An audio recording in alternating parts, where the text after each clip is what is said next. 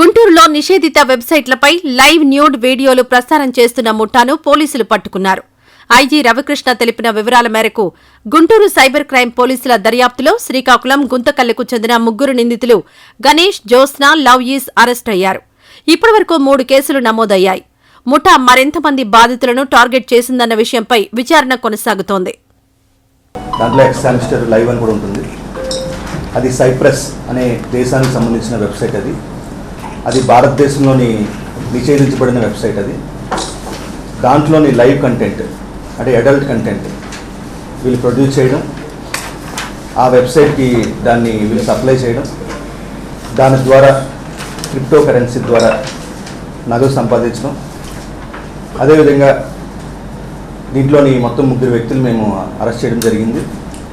Ganesh, Jyotsna and Louis అనే వ్యక్తుల్ని. వీళ్ళు అడల్ట్ కంటెంట్ స్వచ్ఛందంగా వాళ్ళకి సప్లై చేయడం వల్ల, అదేవిధంగా క్రిప్టో కరెన్సీ ద్వారా వాటి ద్వారా కూడా డబ్బులు సేకరించడం జరిగింది. వీటికి సంబంధించిన ఎక్విప్మెంట్ అంతా కూడా మా సిఐడి బృందాలు గుంతకల్లులోని, అదేవిధంగా బెంగళూరులో కూడా ఆకస్మిక దాడులు చేసి అక్కడ వీళ్ళని అరెస్ట్ చేయడం, వాటికి సంబంధించిన ఎక్విప్మెంట్ అన్నీ కూడా మనం సీజ్ చేయడం జరిగింది. దీంట్లో 3వ ముద్దాయి లూయిస్ అనే వ్యక్తి గుంతకల్లులోని ఒక కాల్ సెంటర్ నడుపుతూ దాంట్లోని కొంతమంది అమ్మాయిని కూడా అతను ట్రాప్ చేసి వాళ్ళ చేత బలవంతంగా ఈ అడల్ట్ కంటెంట్ వచ్చేలాగా అతను చేయడం జరుగుతుంది. అతను కూడా మనం రిమాండ్ చేయడం జరిగింది. ఈ భవిష్యత్తులోని అందరూ కూడా అప్రమత్తంగా ఉండాలి. సైబర్ స్పేస్లో చాలా నేరాలు జరుగుతున్నాయి. సైబర్ స్పేస్లో జరిగే నేరాలని ప్రజలందరూ గమనించాలి.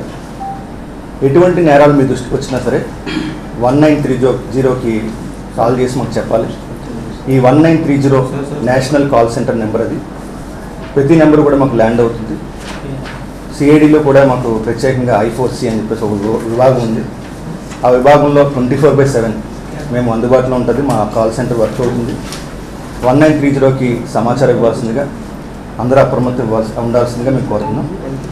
సో ఈ కేసులో కూడా ఈ ఎక్స్ హ్యామ్స్టర్ అనే కంపెనీ ఏదైతే ఉందో వాళ్ళ మీద కూడా చర్యల కోసం నేషనల్ ఏజెన్సీస్తో సంప్రదించబోతున్నాం.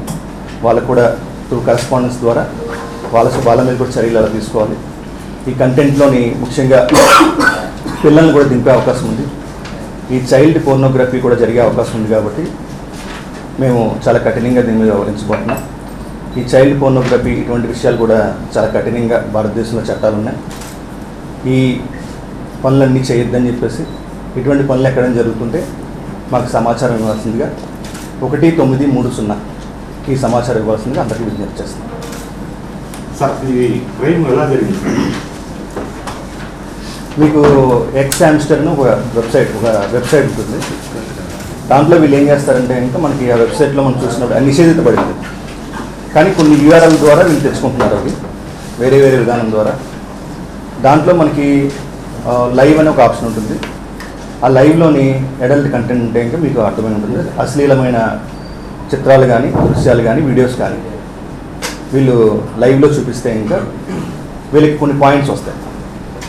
ఆ పాయింట్స్ని వాళ్ళు క్రిప్టో కరెన్సీ అంటే బిట్కాయిన్ కానీ ఇంకా ఇతరత్ర మార్గాలు ఉన్నాయి. వాటి ద్వారా వీళ్ళు సపోజ్కి కొన్ని పాయింట్స్ సంపాదించిన తర్వాత ఆ సైప్రస్ బేస్డ్ కంపెనీ, ఆ దేశ కంపెనీ ఏం చేస్తుందంటే ఇంకా ఒక 50% వాళ్ళ కమిషన్ తీసుకుని మిగతా 50% వీళ్ళకి ఇవ్వడం జరుగుతుంది. సో అట్లాగే వీళ్ళు ఆ కంటెంట్ డెవలప్ చేయడం, అమాయకమైన అమ్మాయిలు కూడా ఈ వృత్తిలోకి దింపడం, ఇవన్నీ చేస్తున్నారు. సో సిఐడి పోలీసులు నమ్మదగిన సమాచారం మేరకు చాలా బ్యాక్గ్రౌండ్ చెక్ చేసి ఈ 2 ప్లేసుల్లోని, గుంతకల్లులోని, బెంగళూరులో కూడా ఈ ముఠాన్ని మనం బ్రేక్ చేయడం జరిగింది. లోకల్ పోలీస్ సహాయం తీసుకోవడం జరిగింది. అక్కడ కూడా మనం ట్రాన్సిట్ వారెంట్ తీసుకుని వాళ్ళని ఇక్కడ ఈరోజు కోర్టులో ప్రొడ్యూస్ చేయడం జరుగుతుంది. ఉన్నారు, కొంతమంది ఉన్నారు. ఇంకా అది దర్యాప్తు నడుస్తుంది. బాధితుల వివరాలు మనం పూర్తిగా మనం బయట చెప్పలేము. సో బాధితులు అయితే ఉన్నారు కొంతమంది. ఈ నేపథ్యంలో దాదాపు దీనికి ఎప్పటి నుంచి పాల్పడ్డారు, ఎప్పటి నుంచి మోటివ్గా కొనసాగుతుంది? అంటే గత 1-2 సంవత్సరాల నుంచి వీళ్ళు యాక్టివ్గా చేస్తున్నారు. అంతకుముందు కూడా వీళ్ళకి ఆలోచనలు ఉన్నాయి. సో మాకున్న సమాచారం ప్రకారం సంవత్సరం 2 సంవత్సరాల నుంచి కూడా కొంతమంది పని చేస్తున్నారని మా సమాచారం. మీ విచారణలో భాగంగా ఇప్పుడు సంవత్సరం 2 సంవత్సరాల నుంచి కూడా కొనసాగుతున్నది మీరే చెబుతున్నారు, మీ విచారణలో తేలిందంటున్నారు. ఇప్పటివరకు ఎంతవరకు వీళ్ళు అమౌంట్ చేశారు, అమౌంట్ ఎంత వచ్చి ఉందని? అంటే వీళ్ళు సుమారుగా బెంగళూరు సంబంధించిన వాళ్ళు సుమారుగా 16 లక్షలు సంపాదించామని చెప్తున్నారు. కానీ ఇంకా దర్యాప్తు ఇంకా కొనసాగుతుంది కాబట్టి ఇంకా ఎక్కువ అమౌంట్ అయినా సంపాదించారని కూడా మనం వివరాలు సేకరించాలి. అదేవిధంగా గుంతకల్లో లూయిస్ అనే వ్యక్తి సుమారుగా 11 లక్షలు సంపాదించినట్టు తెలుస్తుంది.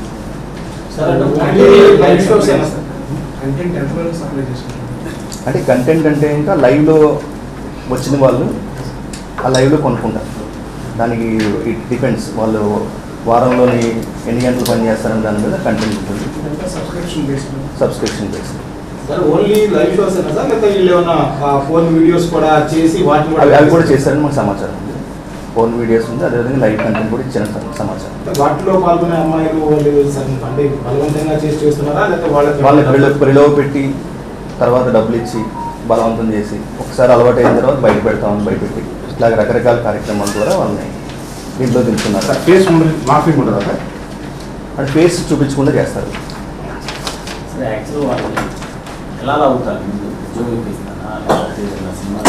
ఉద్యోగం ఇప్పిస్తారని కాదు, వీళ్ళు డబ్బులు అవసరం, రకరకాల చెడు ఆలోచనలు, చెడు వ్యసనాలు, లేదంటే ఇంకొక రకాలుగా వాళ్ళు డబ్బులు అవసరం అవుతాయి. ఆ డబ్బులు సంపాదించాలంటే ఈ చెడు మార్గాలన్నీ కూడా వాళ్ళు ఎక్స్ప్లోర్ చేస్తారు. ప్రధానంగా ఈ ర్యాకెట్లో ఎంతమంది బాధితులు ఉన్నారని మాకు 3 అయితే మనకి కన్ఫర్మ్గా తెలిసింది. ఇంకా ఎక్కువ మంది బాధితులు ఉన్నారని మనం కనుక్కోవడానికి ప్రయత్నిస్తాం. గణేష్, జ్యోత్స్న వీళ్ళు ఇద్దరు కూడా శ్రీకాకుళం చెందిన వాళ్ళు. వీళ్ళు బెంగళూరులో ఇప్పుడు ప్రస్తుతం ఈ కార్యక్రమాలు చేస్తున్నారు. సో వీళ్ళు అంతకుముందు విద్యార్థులు, ప్రస్తుతం అక్కడ ఉద్యోగరీత్యా బెంగళూరు వెళ్ళింది. సార్ ఈ సైప్రస్లో ఈ వెబ్సైట్ అఫిషియల్ సార్? అంటే సైప్రస్లో వాళ్ళ దేశంలో అఫీషియల్ అయి ఉండొచ్చు, బట్ ఇండియాలో ఈ వెబ్సైట్ బ్యాన్ చేయడం జరిగింది. మన డిపార్ట్మెంట్ ఆఫ్ టెలికమ్యూనికేషన్ ద్వారా 100 వెబ్సైట్లు మనం ఇండియాలో బ్యాన్ చేయడం జరిగింది. దాంట్లో ఒక వెబ్సైట్ ఎక్స్ హామ్స్టర్ లైవ్. వాళ్ళు దగ్గర బంధువులని చెప్తున్నారు. బెంగళూరు చేస్తారు. అంటే బెంగళూరు ప్రస్తుతం ఏ జాబ్ చేయట్లేదు, ప్రస్తుతం ఈ పనిలో ఉన్నారు. క్వాలిఫికేషన్ సార్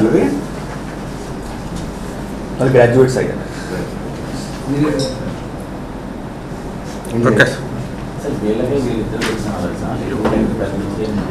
అంటే ఇది ఇంకా మేము ఇంకా డీప్గా దర్యాప్తు చేయాలి. దర్యాప్తు నడుస్తుంది. అదేవిధంగా మనకి మిగతా కేసులో, గుంతకల్ కేసులో కూడా దర్యాప్తులో కొన్ని అంశాలు బయటపడతాయి. వాటి మీద కూడా పూర్తిగా ఇంకా లోతుగా విశ్లేషణ చేయాలి.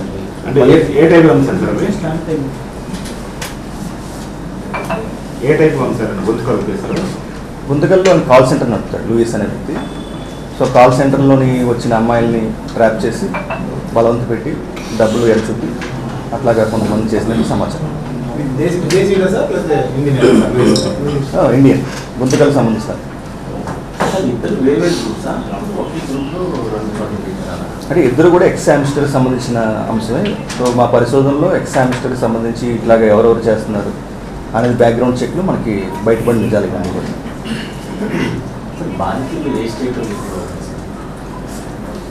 బాధితులు ప్రస్తుతం అంటే మన స్టేట్లోనే దర్యాప్తు చేస్తాం. ఇంకా ఇతరత్ర దేశ రాష్ట్రాలకు కూడా మన సమాచారం అందిస్తే అంటే ఎక్కడైనా ఇంకా వేరే వాళ్ళు ఉన్నారని మనం బయటపడతాం. 1930 మన 1930 రావచ్చు, లేదంటే సిఐడికి వచ్చి ఎస్పీ సైబర్ క్రైమ్ కూడా రావచ్చు. లేకపోతే వీళ్ళు కంటెంట్ పంపించిన దాంట్లో క్రిప్టో కరెన్సీ అంటే వీళ్ళకి హవాలా మార్గం ద్వారా డబ్బులు వస్తున్నాయి, లేకపోతే డైరెక్ట్గా వీళ్ళ అకౌంట్లోకి క్రెడిట్ అవుతాయి? వాళ్ళకి కూడా కొన్ని యాప్స్ ఉన్నాయి దానికి. ఆ యాప్స్ ద్వారా సపోజ్ ఉదాహరణకి బిట్ కాయిన్ ఉంటుంది, ఆ బిట్ కాయిన్లో డబ్బులు వస్తాయి. వచ్చిన తర్వాత దాన్ని మార్చడానికి కొన్ని వజ్రాక్స్ అని కొన్ని యాప్స్ ఉన్నాయి. దాని ద్వారా వాళ్ళు ఆ డాలర్స్ని ఇండియన్ రూపీస్ని మారుస్తారు. సో వాటి మీద మనం చూస్తున్నాం. మొత్తం ఈ కేసులో ఎక్స్ హామ్స్టర్ లైవ్తో పాటు వజ్రాక్స్ ఇట్లా ఏదైతే క్రిప్టో కరెన్సీలో దుర్వినియోగం అవుతుందో దాని మీద కూడా మనం దర్యాప్తులో కొంచెం లోతుగా వెళ్ళకూడదు. వాట్సాప్ గ్రూపులు మెయింటైన్ చేయడం అది కూడా మనం ప్రయత్నం చేస్తాం. సార్ ఇప్పుడు దీంట్లో క్రైమ్లో ఆ బాధిత మహిళలు పాల్గొన్నారని డైరెక్ట్ వీళ్ళ దగ్గరికి వెళ్తే అక్కడి నుంచి ఆన్లైన్ కాంటాక్ట్ చేసినా కూడా అదే బాధిత మహిళలు బాధిత మహిళలు ఆ లూయిస్ అనే వ్యక్తి మనకి అతను ట్రాక్ చేస్తుంటాడు కొంతమంది. ఓకే, ఆన్లైన్లో ద్వారా ఏముంది కదా, అది ఆన్లైన్లో లైవ్ పెడతారు. ఆ లైవ్కి ఎక్విప్మెంట్ అంతా ఉంటుంది. వాళ్ళ కెమెరాస్ ఉంటాయి, ఫ్లాష్ లైట్స్ ఉంటాయి, మొత్తం ఒక స్టూడియో టైప్లో పెట్టుకుంటారు. ఆ లైవ్ ఆన్ చేసి ఆ లైవ్లో వీళ్ళు న్యూడ్ కంటెంట్ లైవ్లో చూపిస్తాం. బాధిత మహిళలు వెళ్తారా, బాధిత మహిళలు వీళ్ళ దగ్గరికి వెళ్ళాలా? బాధిత మహిళలు వీళ్ళ దగ్గరికి వెళ్తారు, వెళ్ళాల్సి ఆ స్టూడియోలో చేస్తారు. ఇదంతా మనకి కంప్లైంట్స్ వచ్చి ఇంకా దర్యాప్తుంది. ఇంకా కొన్ని వేరే ప్లేసుల్లో కూడా కొన్ని సాల్వ్ జరుగుతుంది. మనం దాన్ని కూడా విచారణ చేస్తాం. Okay sir. ఏంటి సార్ దాని మీద డిస్ట్రిబ్యూట్ దాని మీద కూడా మేము నిన్న పరిశీలన చేస్తాం. సో ఆ బెట్టింగ్ యాప్ గురించి కూడా దాని మీద కూడా కేసులు నమోదు చేయబోతున్నాం. గోవింద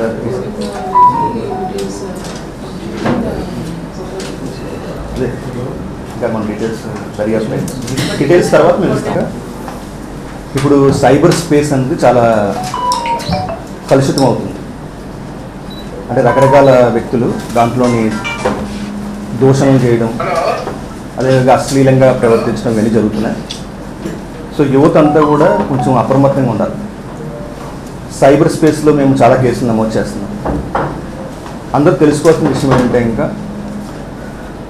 మనకి ఒక అశ్లీల పదజాలం దాంట్లో ఉపయోగించినప్పుడు మీరు డిజిటల్ ఎవిడెన్స్ వదులుతున్నారు. దాంట్లో మనం రోడ్డు మీద వెళ్ళేటప్పుడు మనం ఎవరినో తిట్టాం, ఇంటికి వెళ్ళిపోయాం, దానికి ఎవిడెన్స్ ఎక్కడ రికార్డ్ అవ్వకపోవచ్చు. కానీ డిజిటల్ కంటెంట్లో ఎవిడెన్స్ అంతా కూడా రికార్డ్ అయిపోతుంది. మీరు 10 సంవత్సరాల తర్వాత అయినా 50 సంవత్సరాల తర్వాత మీ ఎవిడెన్స్ అలాగే ఉంటుంది.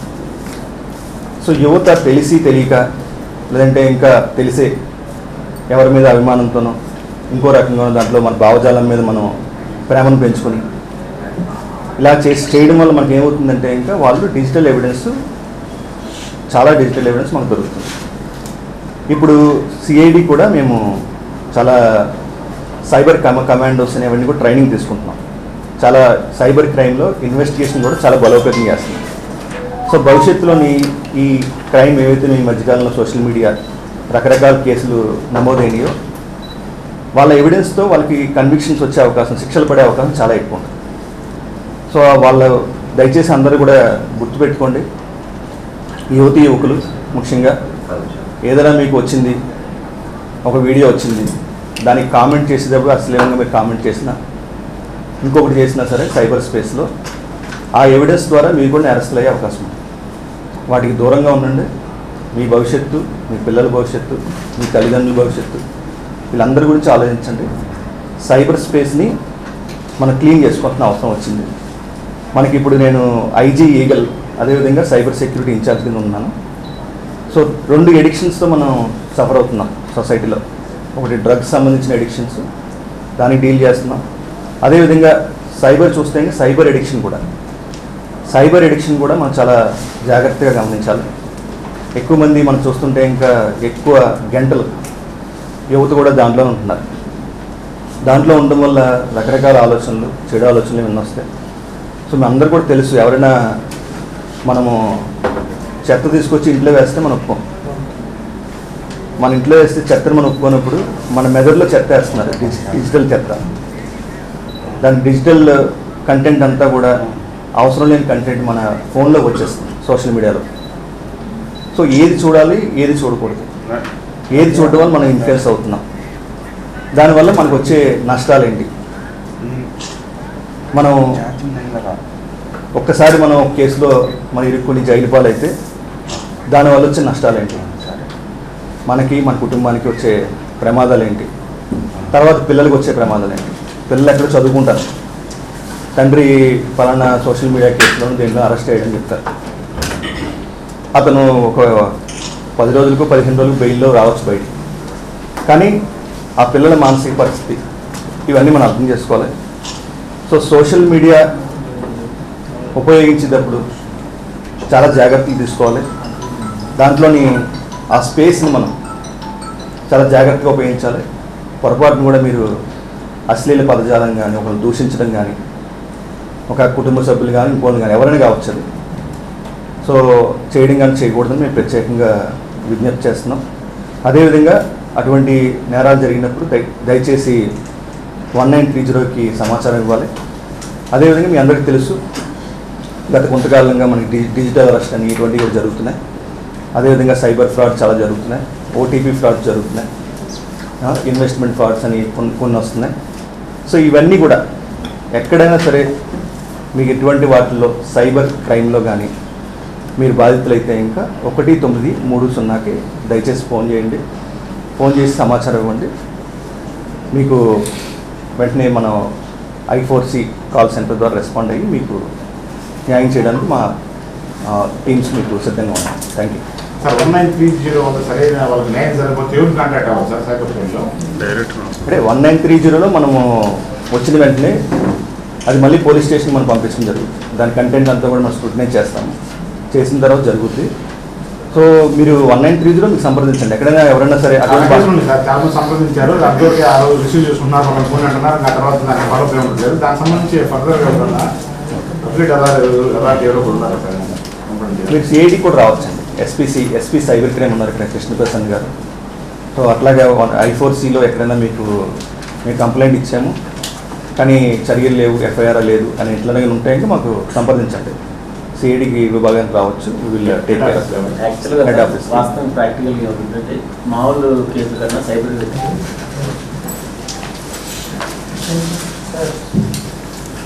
ఈ వీడియో నచ్చితే లైక్ చేయండి. అలాగే మా ఛానల్ ని ఫస్ట్ టైం కనుక చూస్తున్నట్టయితే ఇప్పుడే సబ్స్క్రైబ్ చేసుకుని పక్కనే ఉన్న గంట సింబల్ ని యాక్టివేట్ చేసుకోండి. అప్పుడే మేము పెట్టే ప్రతి వీడియో మీకు నోటిఫికేషన్ గా వస్తుంది. అలాగే ఈ వీడియో పూర్తిగా చూసినందుకు ధన్యవాదాలు.